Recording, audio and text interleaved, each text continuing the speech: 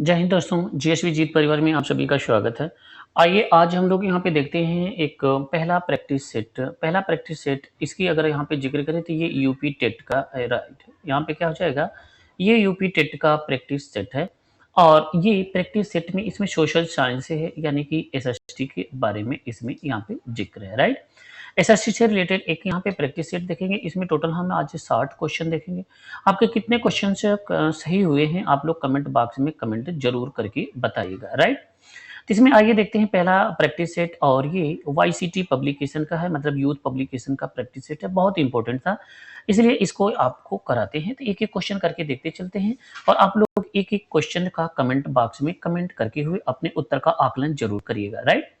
तो आइए देखते हैं इसमें पहला प्रश्न आज का, इसमें यहाँ पे क्या हो जाएगा, पहला प्रश्न इस तरीके से यहाँ पे 60 क्वेश्चन हम लोग देखेंगे। तो इसमें पहला प्रश्न को बारे में देखते हैं। पहला प्रश्न कह रहा है कि वयोवृद्ध, इसमें यहाँ पे ध्यान देंगे, वयोवृद्ध गांधीवादी नेता पुट्टी श्री रामल्लू निम्नलिखित में से, श्री रामल्लू के बारे में आप लोग जानते होंगे, निम्नलिखित राज्यों में से किसकी बनाने के लिए यहाँ पे सन 1952 में भूख हड़ताल पर बैठे हैं, राइट। तो यहाँ पे इसमें बात ये करा कि गांधीवादी नेता थे पुट्टी श्री रामल्लू, इन्होंने कह रहा कि भाषाई आधार पर सबसे पहली बार 1952 ईस्वी में 56 दिन की लगभग ये भूख हड़ताल किए थे और भाषाई आधार पे आंध्र प्रदेश को इन्होंने एक राज्य की मांग किया था।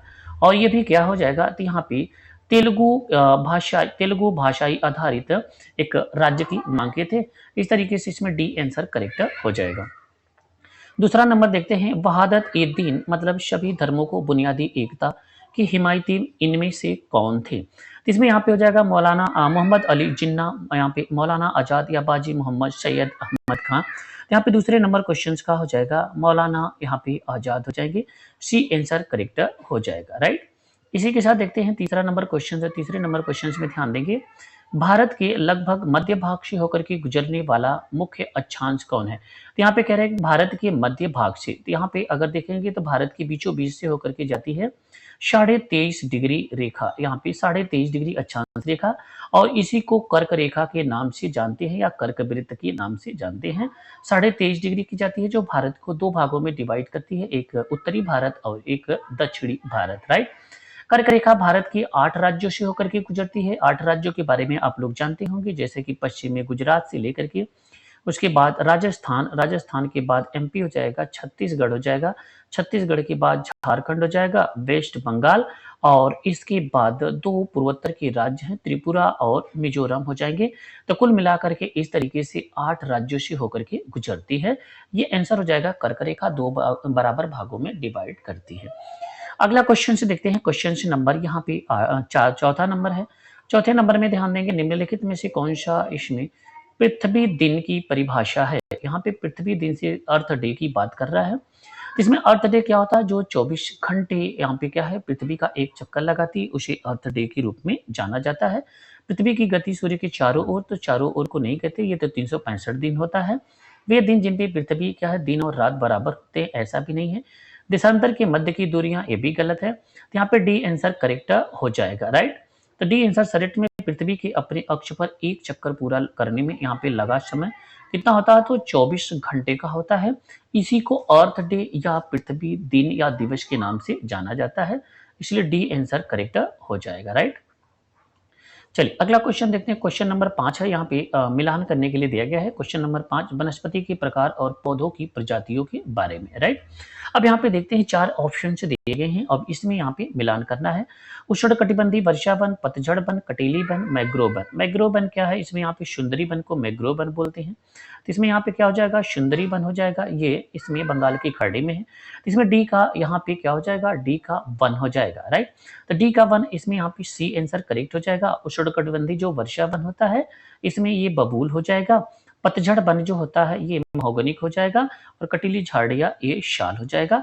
इस तरीके से इसमें 5वें नंबर का इसमें सॉरी एक चीज इसमें यहाँ पे ध्यान देंगे, यहाँ पे इस क्वेश्चन को इसमें यहाँ पे कह रहा है कि वनस्पति के प्रकार और इसकी प्रजातियों के बारे में अध्ययन करना है। इसमें मैग्रोव वन, डी का वन यहाँ पे हमने ए का वन को मिला दिया है, डी का वन, ए ऑप्शन करेक्ट हो जाएगा, राइट। ए का 3 वर्षा वन जो होता है, यहाँ पे वर्षा वन महोगनी होता है, ए हमने यहाँ पे किया है तो बबूल को मिला रहे थे, हमने सोचा यहाँ पे ये गलत हो जाएगा। और इसी के साथ इसमें देखते हैं जो ये पतझड़ वन होता है ये शाल वृक्ष होता है, और ये जो कटीली झाड़ियां हैं ये बबूल होता है, मैग्रोव वन ये सुंदरी वन होता है। इस तरीके से ए ऑप्शन इसमें करेक्ट हो जाएगा, राइट। अगला क्वेश्चन देखते हैं। अगला क्वेश्चन इसमें है क्वेश्चन नंबर 6 नंबर में ध्यान देंगे। यहाँ पे दो स्थान दिया गया, मैत्री और ये दक्षिणी गंगोत्री। स्थान नहीं है, सॉरी, ये एक प्रक्षेपण शोध संस्थान केंद्र है, और ये भारत का है। भारत का 3 था, एक यहाँ पे दक्षिणी गंगोत्री, मैत्री था, और एक गंगा के नाम से था। तो इस तरीके से एक चीज यहाँ पे ध्यान देंगे, शोध संस्थान निम्नलिखित कह रहा कि किस महाद्वीपों में या कहाँ पे स्थित है। तो ये सभी के सभी ये अंटार्कटिका महाद्वीप में स्थित है, और इस अंटार्कटिका महाद्वीप क्या होता है, ये पूरा पूरा ये बर्फ से ढका हुआ है, राइट। इसलिए इसे यहाँ पे क्या है, श्वेत महाद्वीप के नाम से भी जानते हैं। और यही महाद्वीप क्या है, दक्षिणी दक्षिणी ध्रुव के पास में ये स्थित है, दक्षिणी ध्रुव के पास में स्थित है, और यहीं पे क्या है, पूरी दुनिया का प्रक्षेपण केंद्र होता है। इस तरीके से डी ऑप्शन इसमें करेक्ट हो जाएगा, राइट। अब आइए देखते हैं क्वेश्चन नंबर 7 नंबर क्वेश्चन को बारे में देखते हैं। 7 नंबर में ध्यान देंगे, इसमें यहाँ पे कह रहा है 7वें में महासागरीय धाराओं के संबंध में नीचे दिए कथनों का मिलान करना। ए बी दो यहाँ पे कथन दिए गए हैं। 7 नंबर में इसमें देखते हैं। 7वां नंबर में कह रहा है कि उष्ण गर्म महासागरीय जो धाराएं हैं भूमध्य रेखा के निकट उत्पन्न होती हैं और ध्रुवों की ओर प्रवाहित होती है, तो ये करेक्ट है। भूमध्य रेखा से निकल करके ये क्या होती हैं, ये दोनों ध्रुवों की तरफ जाती हैं, राइट। दोनों ध्रुवों की तरफ जाती है, ये दोनों ध्रुव हो गए, ये भूमध्य रेखा हो जाएगी, राइट। इसके बाद देखते हैं बी कह रहा कि शीत ठंडी महासागरीय धाराएं निम्न अक्षांशों से उच्च अक्षांशों को जल ले जाती हैं। शीत ठंडी महासागरीय धाराएं जो होती हैं वे निम्न अक्षांशों से उच्च अक्षांशों के, निम्न अक्षांशों से इसके कहने का तात्पर्य यह है कि निम्न अक्षांश जो हो जाएगा वो 0 डिग्री, और उच्च अक्षांश जो जाता है ये 90 डिग्री। इसका मतलब ये भी सेम यहाँ पे दोनों क्वेश्चन कह रहा है। तो यहाँ पे ठंडी हवाएं यहाँ पे भूमध्य रेखा से उच्च ध्रुव की तरफ थोड़ी जाती है, तो ठंडी हवाएं कहाँ पे चलती है, ये ध्रुव की ओर से लेकर के ये उच्च निम्न अक्षांशों की ओर चलती हैं। इस तरीके से बी गलत है, यानी कि ए सही है और बी गलत है, ए ऑप्शन करेक्ट हो जाएगा, राइट। अगला क्वेश्चन देखते हैं। अगला क्वेश्चन ध्यान देंगे, क्वेश्चन नंबर है ये 8 नंबर में, इसमें यहाँ पे ध्यान देंगे। कह रहा है कि ऋतु प्रवास होता है, क्या है, इससे अभिप्राय क्या है। ऋतु प्रवास कब होता है, लोगों की अपनी जीविका के लिए ऋतु गतिशील होता है, जीविका के लिए नहीं होता है। फसल कटाई के लिए अवधि के दौरान श्रम शक्ति का नगर, ये भी गलत है। यहाँ पे ध्यान देंगे जो ऋतु प्रवास दिया गया इसका यहाँ पे क्या, यहाँ पे सबसे बड़ा मूल कारण होता है चारागाह होता है, राइट। तो यहाँ पे इनके पशुओं को चारागाह होता है, यानी कि ये दोनों के दोनों ऑप्शन गलत है। अब यहाँ पे देखते हैं, इसमें 2 ऑप्शंस इस साइड हैं, इसमें यहाँ पे ध्यान देंगे। इसमें यहाँ पे देखिए दिया गया है नए चारागाह के लिए, क्या दिया गया है, नए चारागाह की खोज के लिए पशुधन के साथ लोगों का ऋतु प्रवास होता है। अब इसमें यहाँ पे नए चारागाह से तात्पर्य यह है कि अब यहाँ पे ध्यान देंगे, अगर ये यहाँ पे अगर बर्फीली वाली एरिया में जब बर्फ पड़ती है तो ये चारागाह खत्म होता है, तो ये ग्रीष्म वाले में जाते हैं। जब ग्रीष्म वाले में प्रॉब्लम्स होती है तो ये ठंडी वाले में जाते हैं, इसलिए इसमें क्या है, प्रवास करते रहते हैं। 9 नंबर क्वेश्चन में देखते हैं। 9 नंबर में ध्यान देंगे, इसमें कह रहा है कि निम्नलिखित सही जोड़ों को बनाइए, शैलों के प्रकार और उदाहरण। अब इसमें यहाँ पे ध्यान देंगे, इसमें यहाँ पे कह रहा है 9वां नंबर क्वेश्चन है। इसमें 9 नंबर क्वेश्चन में ध्यान देंगे, अंतर्वेदी ऑग्नेशियर। जो अंतर्वेदी होती है ये ग्रेनाइट होता है, जो बहिर्वेदी होता है ये बेसाल्ट होता है। इस तरीके से ए का इसमें क्या हो जाएगा, ए का 4 हो जाएगा। ए का 4 से यहाँ पे क्या हो जाएगा, ए ऑप्शन करेक्ट हो जाएगा, राइट। ए का 4 हो जाएगा, बी का 3 हो जाएगा, और यहाँ पे औषधि, इसमें औषधि जो होता है ये बलुआ पत्थर होता है, और कायंतरित जो होता है ये चूना पत्थर होता है, बाद में यही संगमरमर का बनता है। इस तरीके से ए ऑप्शन इसमें करेक्ट हो जाएगा। आइए देखते हैं अगला क्वेश्चन, ध्यान देंगे। क्वेश्चन नंबर है 10, निम्नलिखित क्षेत्रों में से किसमें चिन्युक स्थानीय पवन है चलती है। 10 नंबर में निम्नलिखित क्षेत्रों में से किसमें चिन्युक स्थानीय पवन चलती है। अब यहाँ पे क्या हो जाएगा, बेल्ट तो ये अफ्रीका में है, पंपास जो होता है ये हो जाएगा दक्षिणी अमेरिका में हो जाएगा। कहाँ पे हो जाएगा, दक्षिणी अमेरिका में हो जाएगा। और ये शमाना जो चलती है ये एशिया में चलती है। इसमें हो जाएगा यहाँ पे प्रेयरी, प्रेयरी क्या होता है, ये नॉर्थ अमेरिका में चलती है, राइट। तो इसमें ए ऑप्शन करेक्ट हो जाएगा। क्या हो जाएगा, स्थानीय चिनुक जो होती है, चिनुक पवन ये प्रेयरी घास के मैदान में चलती है। 11 नंबर देखते हैं, वायुमंडलीय परतों में कौन सी ऐसी परत है जो रेडियो प्रसारण की सहायता करती है। रेडियो प्रसारण से यह कि रेडियो एक्टिव जो किरणें होती है उन्हें क्या करती है कि यहाँ पे प्रक्षेपित करती, परावर्तित करती है, राइट। तो समताप मंडल में नहीं होता, इसमें ओजोन लेयर होती है, राइट। बाह्य मंडल, अक्षोभ मंडल में मौसम संबंधित घटनाएं होती हैं, राइट। अब इसमें यहाँ पे ध्यान देंगे, मध्य मंडल में भी नहीं होता। अब इसमें हो जाएगा बाह्य मंडल में भी अगर यहाँ पे अगर बात करें इसमें आयन मंडल हो जाएगा। वायुमंडल में भी इसमें क्या हो जाएगा, आयन मंडल में ऐसा होता है, राइट। तो यहाँ पे ऑप्शन क्या हो जाएगा, बी ऑप्शन करेक्ट हो जाएगा, राइट। आइए देखते हैं अगला क्वेश्चन, क्वेश्चन नंबर है इसमें 12 नंबर में ध्यान देंगे, सुनहरी जरी के बारे में निम्नलिखित में से किसकी एक किस्म है। सुनहरी जरी निम्नलिखित में से किसकी एक किस्म है 12 नंबर में। तो ये क्या हो जाएगा, सिल्क हो जाएगा, रेशम हो जाएगा, यानी कि ए ऑप्शन करेक्ट हो जाएगा। 12 नंबर का क्या हो जाएगा, 12 नंबर का ए ऑप्शन करेक्ट हो, सॉरी सिल्क, सिल्क से तात्पर्य इसमें यहाँ पे कहा, इसमें बात हो रहा है कि रेशम का, तो रेशम का इसमें ध्यान देंगे सूती वस्त्र से संबंधित हो जाएगा, सॉरी इसमें सी ऑप्शन करेक्ट हो जाएगा। क्या हो जाएगा, सी ऑप्शन करेक्ट हो जाएगा 12 का, राइट। 13 नंबर देखते हैं, जनसंख्या घनत्व से अभिप्राय क्या है। जनसंख्या घनत्व से अभिप्राय क्या है, जनसंख्या घनत्व से तात्पर्य है कि किसी भी एक ऐसा इकाई क्षेत्र है जिसमें यहाँ पे पूरी जनसंख्या वास करती है, इसी यहाँ पे परसेंटेज को जनसंख्या घनत्व बोलते हैं। तो एक पृष्ठ के एक इकाई क्षेत्र में रहने वाले लोगों की संख्या जो होती है उसे जनसंख्या घनत्व कहते हैं। इस तरीके से पहला ही ऑप्शन करेक्ट हो जाएगा, समझ में आया। चलिए अगला क्वेश्चन देखते हैं, अगला क्वेश्चन ध्यान देंगे 14 नंबर है। 14 नंबर क्वेश्चन में ध्यान देंगे, पृथ्वी की सतह के निकट स्थित खनिजों को बाहर निकालने के लिए निम्नलिखित में से किस विधि का प्रयोग किया जाता है। 14 नंबर क्वेश्चन में पृथ्वी की सतह के निकट स्थित खनिजों को बाहर निकालने के लिए निम्नलिखित में से किस विधि का प्रयोग किया जाता है। विवृत खनन, कूपकी खनन, आखनन, कूपक, इसमें यहाँ पे ध्यान देंगे 14 नंबर क्वेश्चन में। तो 14 नंबर क्वेश्चन में ध्यान देंगे, इसे आखनन कहते हैं। आखनन जहां से क्या है, खनिजों को बाहर निकाला जाता है, ऐसी विधि को यहाँ पे क्या बोलते हैं, आखनन के नाम से जानते हैं। इस टर्म्स को आप ध्यान देंगे, सी ऑप्शन करेक्ट हो जाएगा। 15 नंबर देखते हैं, उद्योग के निम्नलिखित प्रकारों में से टोकरी की बुनाई, टोकरी की बुनाई, टोकरी ध्यान देंगे ये यहाँ पे मोज की बनती है। जो टोकरी की बुनाई होता है ये लगभग यहाँ पे क्या होता है, छोटे लघु उद्योग होते हैं, तो ये क्या होते हैं, सी ऑप्शन। तो ये लघु आकार के यहाँ पे उद्योग माने जाते हैं, राइट। अब इसके बाद देखते हैं इसमें 16 नंबर क्वेश्चन से। 16 नंबर क्वेश्चन में क्या कह रहा है कि तानाशाही के संदर्भ में निम्नलिखित कथनों में से कौन सा एक गलत है, राइट। तानाशाही के संदर्भ में बताना निम्नलिखित कथनों में से कौन सा एक गलत है।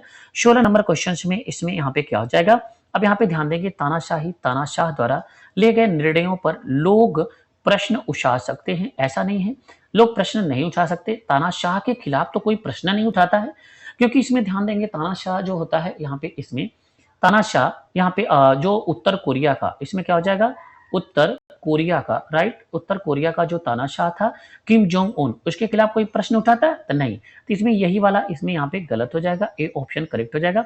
बाकी ये तीनों के तीनों क्या है, कथन सत्य हैं, राइट। अगला क्वेश्चन से आइए देखते हैं, अगला क्वेश्चन से ध्यान देंगे, क्वेश्चन नंबर है 17। 17 नंबर में ध्यान देंगे, इसमें यहाँ पे कह रहा है कि कृष्णराज और सागर बांध निम्नलिखित नदियों में से किस पर बनाया गया है। कृष्णराज सागर बांध निम्नलिखित नदियों में से किस पर बनाया गया है। तो 17 नंबर क्वेश्चन में इसमें यहाँ पे क्या हो जाएगा, कावेरी पे बनाया गया है, बी ऑप्शन करेक्ट हो जाएगा। कृष्णराज सागर बांध निम्नलिखित नदियों में से किस पर बनाया गया था, ये क्या हो जाएगा, इसमें कावेरी बांध पे हो जाएगा, राइट। तो इसमें बी आंसर करेक्ट हो जाएगा। अगला क्वेश्चन से देखते हैं, अगला क्वेश्चन ध्यान देंगे, इसमें 18 नंबर, हिंदू उत्तराधिकार संशोधन अधिनियम 2005 मृतक पिता की संपत्ति में समान अधिकार प्रदान करता है। मृतक पिता की संपत्ति में समान अधिकार प्रदान करता है क्या, पुत्री पुत्रियों, यहाँ पे एक क्रम करना है। तो सबसे पहले इसमें यहाँ पे पत्नी हो जाएगा, अगर पत्नी जीवित है पत्नी, फिर पुत्र पुत्रों में, और फिर पुत्रियों में, यहाँ पे पुत्री या पुत्रियों में हो जाएगा, राइट। इस तरीके से इसमें 18 नंबर क्वेश्चन में आंसर क्या हो जाएगा, 18 नंबर का सी ऑप्शन करेक्ट हो जाएगा। 19 नंबर देखते हैं, भारतीय राष्ट्र राज्य की वर्णन करने के लिए विविधता में एकता मुहावरा इन राष्ट्रीय नेताओं में से किसने दिया था। तो यहाँ पे 19 नंबर क्वेश्चन में क्या हो जाएगा, ये विविधता में एकता पंडित जवाहरलाल नेहरू ने दिया था। इसमें इस प्रश्न का आंसर 19 नंबर का डी हो जाएगा, राइट। अब यहाँ पे अगला देखते हैं क्वेश्चन नंबर 20। अब आप लोगों के पास समय देखिए बहुत कम है, इसलिए रिवाइज और प्रैक्टिस सेट करना बहुत ज्यादा अनिवार्य हो जाता है, राइट। 20 नंबर क्वेश्चन में ध्यान देंगे, जनपद पंचायत के कार्यों के विषय में निम्नलिखित दो कथन दिए गए, ए और बी। इसमें 20 नंबर में ध्यान देंगे, जनपद पंचायत जिला स्तर पर विकास की परियोजनाएं का योजनाओं का निर्धारण करती है। तो ये यहाँ पे कथन गलत हो जाएगा। यहाँ पे जनपद पंचायत जो होती है जिला स्तर पर नहीं करती, नगर पंचायत करती है, राइट। जनपद पंचायत ग्राम पंचायतों के मध्य धन वितरण नियमित करने और जिला परिषद की सहायता करती है, ऐसा यहाँ पे कथन सत्य है, इसलिए यहाँ पे क्या हो जाएगा, सी ऑप्शन करेक्ट हो जाएगा। इसमें यहाँ पे 20 का क्या हो जाएगा, 20 का सी ऑप्शन करेक्ट हो जाएगा, राइट। अगला क्वेश्चन देखते हैं, अगला क्वेश्चन ध्यान देंगे, क्वेश्चन नंबर है 21। इससे सूचना का अधिकार दिया गया, राइट। इसमें यहाँ पे क्या दिया गया है, सूचना के अधिकार। क्वेश्चन लंबा चौड़ा दिख रहा होगा, लेकिन इसे यहाँ पे करने का प्रयास करते हैं, ध्यान देंगे। कह रहा है कि सूचना का अधिकार अधिनियम, यहाँ पे ए बी ऑप्शन से दिए गए हैं 21 नंबर में। इसमें यहाँ पे कह रहा है कि सूचना का अधिकार अधिनियम के माध्यम से कोई भी नागरिक केवल केंद्रीय सरकार के विभागों की कार्यप्रणाली के संदर्भ की सूचना प्राप्त कर सकता है, राइट। तो इसमें यहाँ पे क्या हो जाएगा, ये कथन गलत है, राइट। यहाँ पे कह रहा है कि केवल केंद्रीय सरकार के, तो इसमें गलत हो जाएगा, राइट। यहाँ पे राज्य का, दोनों का होता है। सूचना का अधिकार अधिनियम के अंतर्गत सूचना प्राप्त करने का नागरिक को किसी भी स्तर का न्यायालय में पहले याचिका दाखिल करनी पड़ती है। तो ऐसा नहीं है कि पहले याचिका दायर करें फिर उसके बाद सूचना प्राप्त कर सकते हैं। इसलिए यहाँ पे ए और बी दोनों गलत है, तो इसमें यहाँ पे क्या हो जाएगा, ए बी दोनों गलत है, तो इसमें यहाँ पे बी ऑप्शन करेक्ट सही हो जाएगा, राइट। अगला क्वेश्चन देखते हैं। अगला क्वेश्चन है 22 नंबर। 22 नंबर में ध्यान देंगे, इसमें सुल्ताना का स्वप्न नामक कहानी लेखिका इनमें से कौन थी। 22 नंबर में सुल्ताना लेखिका, तो सुल्ताना लेखिका का स्वप्न नामक कहानी की लेखिका इनमें से कौन सी थी। तो 22 नंबर का क्या हो जाएगा, रुकैया शखावत हुसैन हो जाएंगे। 22 नंबर का ए ऑप्शन करेक्ट हो जाएगा, रुकैया शखावत हुसैन हो जाएंगे, ए ऑप्शन करेक्ट हो जाएगा। 23 नंबर देखते हैं, गुलामगिरी नामक पुस्तक इनमें से किसने लिखी थी। 23 नंबर में गुलामगिरी नामक पुस्तक इनमें से किसने लिखी थी। यहाँ पे 23 नंबर क्वेश्चन में क्या हो जाएगा, यहाँ पे ई रामास्वामी पेरियार, ज्योतिबा राव फूले, बी आर अम्बेडकर, नारायण गुरु। तो यहाँ पे 23 नंबर क्वेश्चन में क्या हो जाएगा, ज्योतिबा राव फूले हो जाएंगे, सी ऑप्शन करेक्ट हो जाएगा, राइट। अगला क्वेश्चन देखते हैं, क्वेश्चन नंबर इसमें 24 है, दो ऑप्शन दिख रहे हैं। देखते हैं, भारतीय न्यायिक व्यवस्था के संदर्भ में अपील के व्यवस्था का अर्थ क्या होता है। अपील की व्यवस्था का अर्थ क्या होता है, 24 नंबर क्वेश्चन में ध्यान देंगे। विधायिका, कार्यपालिका, न्यायपालिका के बीच शक्ति को बंटवारा करती है, ये गलत है। कोई भी अपने मामले पर बिना किसी कानून डिग्री के न्यायालय में बहस कर सकता, ऐसा नहीं है। यहाँ पे 24 नंबर का ये भी गलत है। इसके बाद आइए देखते हैं, यहाँ पे दो ऑप्शंस और हैं, इसमें देखते हैं। दो ऑप्शनों में ध्यान देंगे तो इसमें यहाँ पे दिया गया कि ऊपरी अदालतों के फैसलों को निचली अदालतों को मान्य होते हैं, तो यहाँ पे ये भी गलत है। किसी व्यक्ति को अगर ऐसा लगता है कि निचली अदालत द्वारा दिया गया फैसला सही नहीं है तो वह इससे ऊपर की अदालत में अपील कर सकता है, यह बिल्कुल करेक्ट है। अगर यहाँ पे जिला वाला देखिए, यहाँ पे जिला न्यायालय से अगर आप असंतुष्ट हैं तो आप क्या है, न्यायालय में जाएंगे, उच्च न्यायालय में जाएंगे। अगर इससे भी आप असंतुष्ट हैं तो आप सुप्रीम कोर्ट में जाएंगे, राइट। ऐसा प्रावधान किया गया है। 25 नंबर में देखते हैं, सरकार के कार्यपालिका के अंग से अभिप्राय क्या है। 25 नंबर क्वेश्चन से में सरकार के कार्यपालिका का अंग से अभिप्राय क्या है। निर्वाचित प्रतिनिधित्व, देश के प्रत्येक नागरिक को सार्वभौमिक वयस्क मताधिकार का उपयोग, लोगों का समूह जो कानून के लागू करने और शासन चलाने के लिए उत्तरदायी है, उच्चतम न्यायालय और उच्च न्यायालय के न्यायाधीश। तो 25 नंबर क्वेश्चन में आंसर क्या हो जाएगा, सी, लोगों का समूह जो कानून के लागू करने और शासन चलाने के लिए उत्तरदायी है, सी ऑप्शन इसमें करेक्ट हो जाएगा, राइट। 26 नंबर क्वेश्चन से देखते हैं। 26 नंबर में संविधान का अनुच्छेद 22 सुनिश्चित करता है क्या, अनुच्छेद सुनिश्चित करता है 26 नंबर क्वेश्चन में। इसमें यहाँ पे ध्यान देंगे, गिरफ्तारी के दौरान हिरासत में दुर्व्यवहार, यहाँ पे दुर्व्यवहार से बचने का अधिकार, आर्टिकल नंबर 22 में। ये बहुत इंपॉर्टेंट आर्टिकल है और इसके बारे में सभी को जानना भी चाहिए। 27 नंबर में देखते हैं, लोकसभा में सत्ताधारी दल का मुखिया कौन होता है। लोकसभा में सत्ताधारी दल का मुखिया कौन होता है, राष्ट्रपति, प्रधानमंत्री, उपराष्ट्रपति या अध्यक्ष। तो आप लोग जैसा कि जानते होंगे तो यहाँ पे जो बहुमत दल की सबसे बड़ी पार्टी होती है, उसका जो नेता बनता है वही सत्ताधारी दल होता है और उसी का प्रधानमंत्री मतलब पीएम, जैसे बीजेपी है ये सत्ताधारी दल है, तो इसके प्रधानमंत्री यहाँ पे नरेंद्र मोदी हैं। अगला क्वेश्चन देखते हैं, क्वेश्चन नंबर 28 है। इसमें कह रहा है कि उच्च प्राथमिक स्तर पर सामाजिक विज्ञान के स्वरूप यानी कि एबीसी है, कथनों पर विचार कीजिए, राइट। इसमें सबसे उचित विकल्प का चयन कीजिए। 28 नंबर क्वेश्चन में ध्यान देंगे, इसमें यहाँ पे कह रहा है क्या, इसमें ध्यान देंगे, सही का चयन करना है। यह अपने वातावरण में लोगों का अध्ययन कराता है, तो ये करेक्ट है। यह लोगों के संबंध और उनकी अंतर्निर्भरता का अध्ययन करता है, ये भी करेक्ट है 28 नंबर का। इसके साथ साथ यह अतीत और वर्तमान के साथ संबंधों का अध्ययन कराता है, तो ये भी करेक्ट है। मतलब इसमें यहाँ पे बी आंसर करेक्ट हो जाएगा, एबीसी, राइट।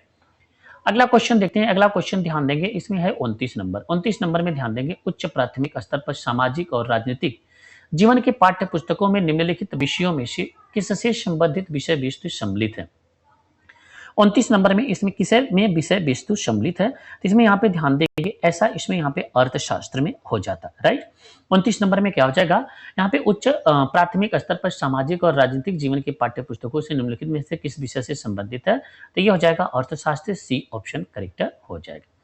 अगला देखते हैं, यहाँ पे 30 नंबर क्वेश्चन है, कह रहा कि आप ऐतिहासिक कल्पना पर प्रश्न क्यों पूछेंगे। आप ऐतिहासिक कल्पना पे प्रश्न क्यों पूछेंगे, सबसे उचित जो विकल्प है इसी का आपको 30 नंबर में चयन करना है, राइट। 30 नंबर में इसमें यहाँ पे ध्यान देंगे, इसमें कह रहा है कि यह दर्शाता है कि इतिहासकार इतिहास में अपनी कल्पना के साथ कैसे अंतरों को पूरा करेगा, ये कथन गलत है। यह तिथि और घटनाओं को याद रखने का रोचक तरीका है, यह भी गलत है। यह वर्तमान का अतीत के साथ तुलना करने में प्रोत्साहित करता है, तो क्या ये सत्य है, तो 30 नंबर का बिल्कुल ये क्या है, यहाँ पे वर्तमान में अतीत के साथ जो तुलना हुई है यही तो इतिहास सिखाता है ना। यहाँ पे जो यहाँ पे इतिहास में गलती हुई है हम उस गलती को दोहराएं ना, राइट। तो सी आंसर इसमें करेक्ट हो जाएगा। अगला क्वेश्चन देखते हैं, क्वेश्चन नंबर है 31 नंबर में ध्यान देंगे, सामाजिक विज्ञान शिक्षण के लिए आप वृत्तांतों का प्रयोग क्यों करेंगे, तो दिए गए विकल्पों में से सबसे उचित कारण यहाँ पे आपको चयन करना है। 31 नंबर में, क्योंकि शिक्षार्थियों को संवेदनशील बना सके जिससे वे उचित आदर्श का पता कर सके, ऐसा नहीं, गलत है। पाठ्यक्रम की पूर्णता को सुनिश्चित कर सके, ये भी गलत है। 31 नंबर के दो विकल्प और हैं, आइए देखते हैं क्या उसमें से सही हो सकता है, कौन सा। तो यहाँ पे 31 नंबर में ध्यान देंगे, इसमें यहाँ पे दिया गया है कि कक्षा के मनोरंजन और सजीव को बना सके, ये भी गलत है।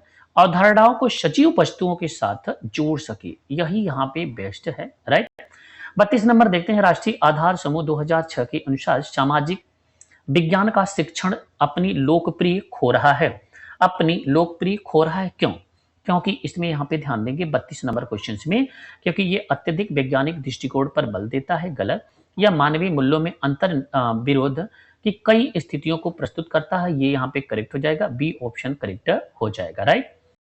चलिए अगला क्वेश्चन से देखते हैं, अगला क्वेश्चन से ध्यान देंगे, यहाँ पे क्वेश्चन नंबर है 33, निम्नलिखित में से कौन सा विकल्प विद्यालय आधारित आकलन का अनुपयुक्त वर्णन है, राइट। निम्नलिखित में से कौन सा विकल्प विद्यालय आधारित आकलन का अनुपयुक्त वर्णन है, 33 नंबर क्वेश्चन में ध्यान देंगे।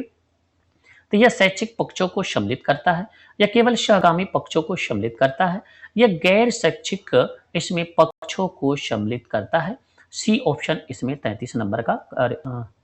इसमें एक चीज इसमें यहाँ पे ध्यान देंगे, यहाँ पे दिया गया है, इसमें क्वेश्चन कह रहा है कि इसमें विद्यालय आधारित आकलन का अनुपयुक्त वर्णन करता है, राइट, 33 नंबर में। तो यह यहाँ पे शैक्षिक सम्मिलित करता है, ये गलत है, ये केवल सहगामी पक्षों को, ये यहाँ पे करेक्ट है।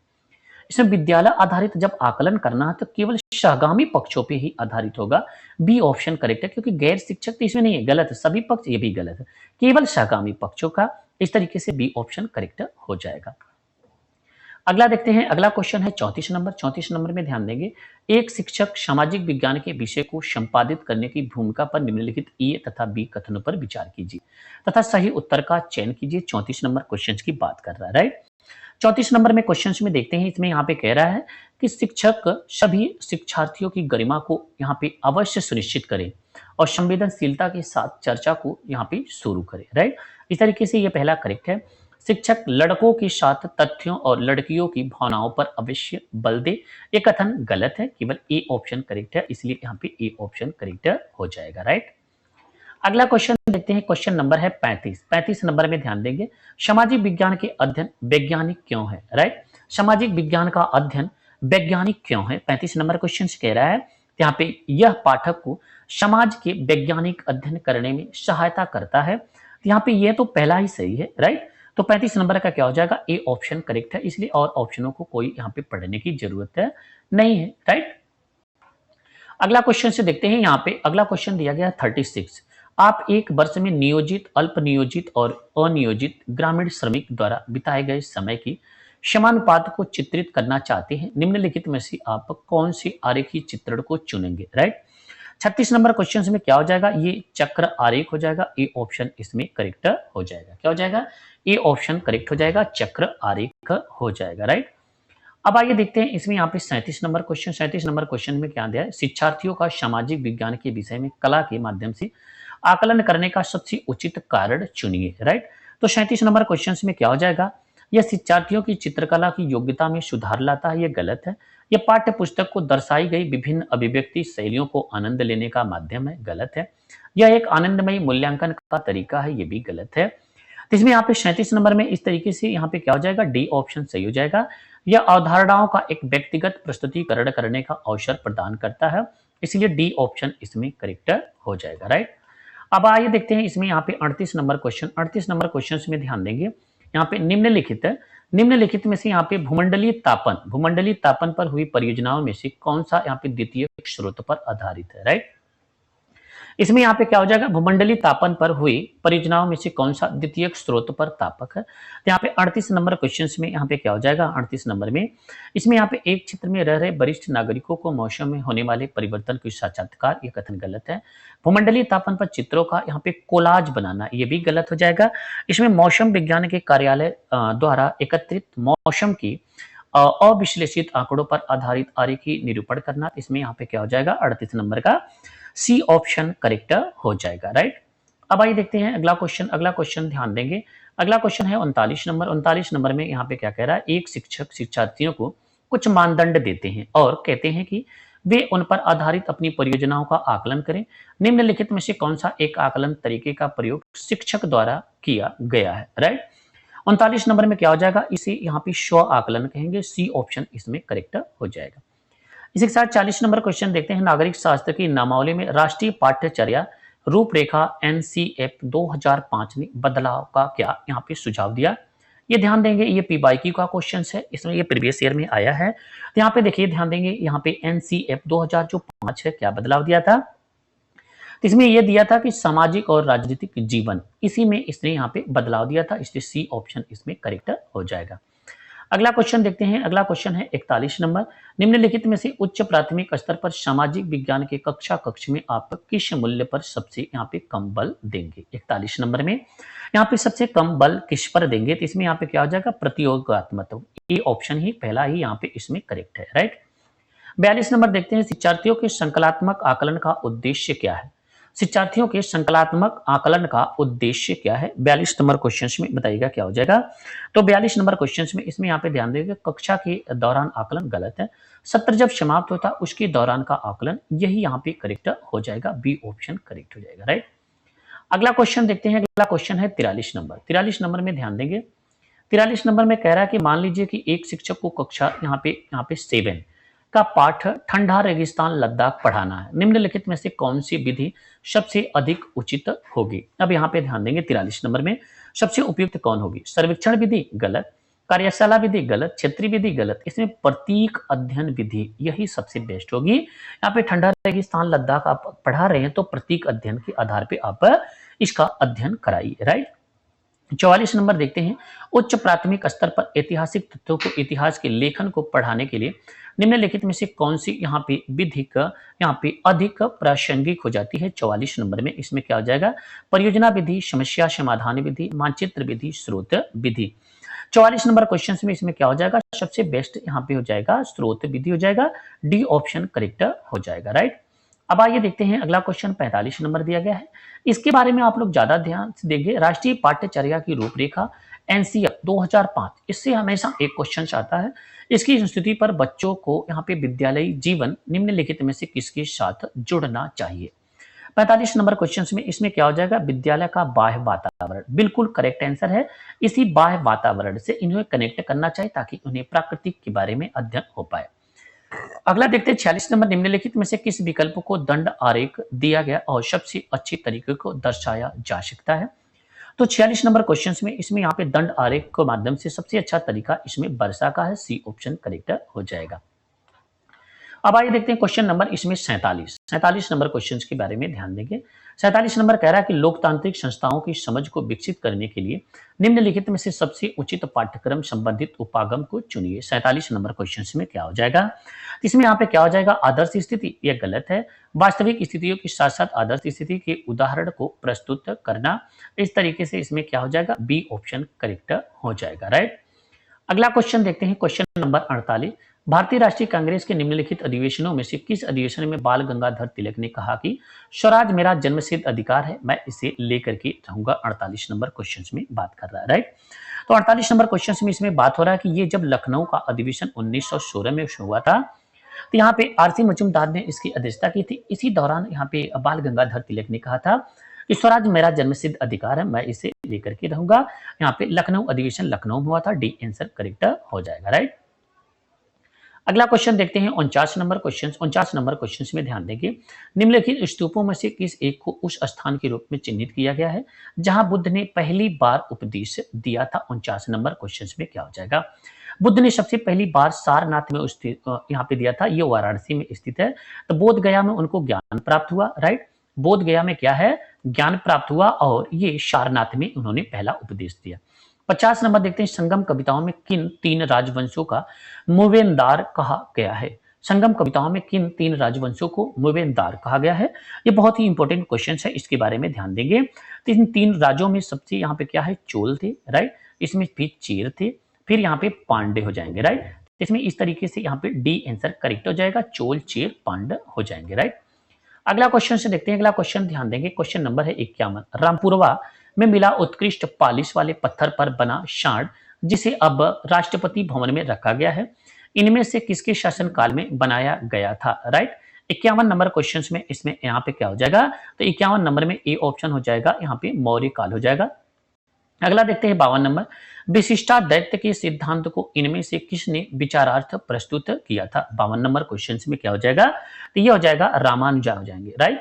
तो विशिष्ट दैत्य इसको यहाँ पे याद रखेंगे, तो ये किससे संबंधित है? तो रामानुजाचार्य से संबंधित है, राइट। इसमें क्या हो जाएगा? रामानुजाचार्य से संबंधित हो जाएगा, राइट। चलिए आइए अगला यहाँ पे क्वेश्चन से देखते हैं। इसमें अभिलेखागार वह स्थान होता है, अभिलेखागार होता क्या है? अभिलेखागार वह स्थान होता है जहां पे क्या होता है, इसके बारे में देखते हैं। खुदाई में पाई गई मूर्तियां होती हैं, गलत। पुरातत्वों द्वारा प्राप्त की गई पत्थर और ईंटों से बनी इमारतों के अवशेष, गलत। ऐतिहासिक पांडुलिपियों और दस्तावेजों को रखा जाता है, इसी को अभिलेखागार बोलते हैं, बिल्कुल करेक्ट आंसर है। 53 का क्या हो जाएगा? सी ऑप्शन करेक्ट हो जाएगा, राइट। अगला क्वेश्चन देखते हैं, अगला क्वेश्चन ध्यान देंगे 54 नंबर। 12वीं शताब्दी के मध्य कर्नाटक में प्रारंभ हुए यहाँ पे वीर शैव आंदोलन क्या है? वीर शैव आंदोलन के संदर्भ में निम्नलिखित कथनों में से कौन सा एक सही है? 54 नंबर क्वेश्चन में कौन सा एक सही है? तो इसमें यहाँ पे ध्यान देंगे, वीर शैव आंदोलन यह जाति और नारी के प्रति व्यवहार के बारे में ब्राह्मणवादी विचारधारा के विरुद्ध तर्क दिया गया था। इसको आप ध्यान देंगे, जाति और नारी के प्रति व्यवहार के बारे में यहाँ पे ब्राह्मणवादी विचारधारा के विरुद्ध तर्क दिया गया था। इस तरीके से बी ऑप्शन इसमें करेक्ट हो जाएगा। अब आइए देखते हैं क्वेश्चन नंबर 55 नंबर क्वेश्चन के बारे में ध्यान देंगे। इसमें यहाँ पे कह रहा है कि दिल्ली की इसमें आरंभिक सल्तनत के समय, यहाँ पे क्वेश्चन नंबर 55 के बारे में ध्यान देंगे। इसमें यहाँ पे कह रहा है दिल्ली की आरंभिक सल्तनत के समय यहाँ पे बदंगा यहाँ पे बदंगा के बारे में यहाँ पे ए बी कथन दिया गया है। 55 नंबर में आपको आंसर देना है। बदंगा क्या था, इसके बारे में ध्यान देंगे। बदंगा यहाँ पे ध्यान देंगे, बदंगा एक विशेष गुलाम थे जिन्हें सैनिक सेवा के लिए खरीदा जाता था। उन्हें राज्य के बहुत महत्वपूर्ण राजनीतिक पदों पर काम करने के लिए एक बड़ी सावधानी से प्रशिक्षित किया जाता था। तो ये क्या हो जाएगा? यहाँ पे कथन सही हो जाएगा, राइट। इसके बाद देखते हैं, बदंगा पूरी तरह से अपने मालिकों पर निर्भर होते थे, इससे सुल्तान उन पर विश्वास नहीं करते थे और ना ही उन पर निर्भर हो सकते थे, ऐसा कथन गलत है। यहाँ पे ध्यान देंगे, वो गुलाम रहते थे, तो ये यहाँ पे क्या है, विश्वास तो करना ही पड़ता था, राइट। तो यहाँ पे क्या हो जाएगा? बी ऑप्शन करेक्ट हो जाएगा। अगला क्वेश्चन देखते हैं 56 नंबर। यहाँ पे इन नाविकों में से किसने भारत को यहाँ पे समुद्री रास्ता पाने के लिए पश्चिम की ओर प्रस्थान कर अटलांटिक महासागर को पार किया? 56 नंबर क्वेश्चन में अटलांटिक महासागर को पार किया, तो ये हो जाएगा क्रिस्टोफर कोलंबस हो जाएगा, सी ऑप्शन करेक्ट हो जाएगा। 57 नंबर में देखते हैं, निम्नलिखित राजवंशों में से किसने अपने अभिलेखों में मलयालम भाषा और लिपि का प्रयोग प्रारंभ किया था? 57 नंबर क्वेश्चन में इसमें क्या हो जाएगा? चेर हो जाएगा, सी ऑप्शन करेक्ट हो जाएगा, राइट। अगला क्वेश्चन देखते हैं, अगला क्वेश्चन इसमें ध्यान देंगे 58 नंबर का है। 1906 में यहाँ पे संग्राम संगमा के विद्रोह का कारण क्या था? संग्राम संगमा का विद्रोह का कारण क्या था? 58 नंबर क्वेश्चन में।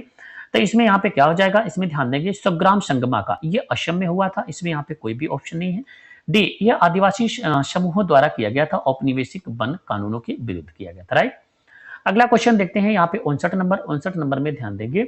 ब्रिटिश सरकार ने 1927 में भारत में अपनी अगुवाई में साइमन कमीशन भेजा, जिसका विरोध किया गया था, क्योंकि इसमें यहाँ पे ध्यान देंगे 59 नंबर क्वेश्चन में इस आगे में कोई भी भारतीय नहीं था, सभी श्वेत थे, इसलिए विरोध हुआ था।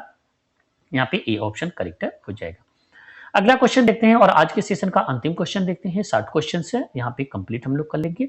आंदोलन दिया गया है और यहाँ पे सुधार दिया गया। ब्रह्म समाज दिया गया है 60 नंबर का। इसमें ब्रह्म समाज के संस्थापक यहाँ पे केशव चंद्र सेन हो जाएंगे। ब्रह्मो समाज है। युवा बंगाल की अगर बात करें तो इसमें यहाँ पे क्या हो जाएगा, ये यहाँ पे हेनरी लुइस डिरिजी हो जाएगा। और यहाँ पे रामकृष्ण मिशन की अगर बात करें तो इसमें यहाँ पे स्वामी विवेकानंद। अलीगढ़ आंदोलन सैयद अहमद खां। इसलिए ए ऑप्शन करेक्ट हो जाएगा, राइट। तो इस तरीके से हम लोग को कुल मिलाकर के इसमें यहाँ पे 60 क्वेश्चन देखे, राइट। तो यहाँ पे कितने क्वेश्चन से देखे, तो यहाँ पे कुल मिलाकर के इसमें 60 क्वेश्चन के बारे में हम लोग जिक्र किए, राइट। अब आप लोग एक चीज यहाँ पे कमेंट बॉक्स में कमेंट करके जरूर बताइएगा कि एसएसटी में आप लोगों की यहाँ पे 60 क्वेश्चन आएंगे, राइट। एसएसटी में कितने क्वेश्चन आएंगे, 60 क्वेश्चन आएंगे। और ये 60 क्वेश्चन आपके यहाँ पे क्वालिफाई करने में बहुत महत्वपूर्ण भूमिका देगा। तो इस तरीके से अब आपको 10 दिन बचे हैं। 10 दिन में हम करीब यहाँ पे 50 प्रैक्टिस सेट आपको कराएंगे और ये 60 क्वेश्चन के 50 प्रैक्टिस सेट कराएंगे। आप लोग इसमें प्रैक्टिस सेट करते रहिए और 60 क्वेश्चन में से आपके कितने क्वेश्चन सही हो रहे हैं आप लोग कमेंट बॉक्स में कमेंट करके जरूर बताइएगा। और ये क्लास आपको कैसी लगी इसका फीडबैक आप लोग जरूर दीजिएगा। इसकी पीडीएफ प्राप्त करने के लिए हमारे टेलीग्राम चैनल GS सर पे आप जुड़ सकते हैं, राइट। आज के लिए इतना ही। वीडियो देखने के लिए धन्यवाद। आपका दिन शुभ हो।